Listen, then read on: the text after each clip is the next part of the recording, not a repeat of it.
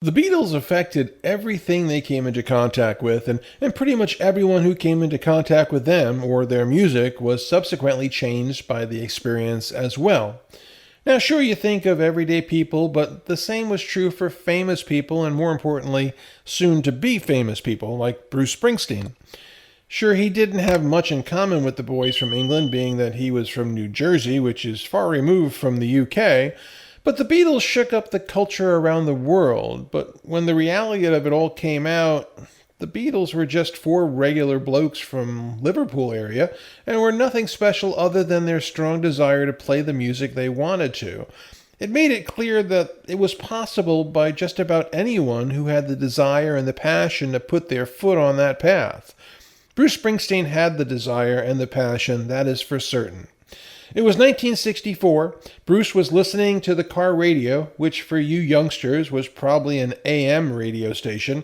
He was driving with his mother and the Beatles came on the radio. Lucky for him, his mother didn't just change the channel. I guess I should say lucky for us, she didn't change the channel. That was how the Beatles got into the boss's blood. Of course, the track was I Want to Hold Your Hand. Springsteen would later recount in an interview with the BBC how that song changed the course of his life. In fact, he cites that song as what inspired him to play rock and roll music. It was soon after that he was in a small band and playing music around the town. Now sure, the advent of the Beatles may have caused Bruce to go out and get a guitar. This is where those who have a guitar that was purchased under similar circumstances just look over at the closet where the instrument has been gathering dust since, well, probably when the Beatles were still together.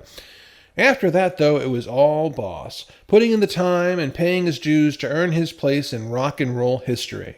In his own words, he said, "It was around this time the Beatles also performed on the Ed Sullivan Show, which caused their profile in America to skyrocket further as Beatlemania ripped through the nation.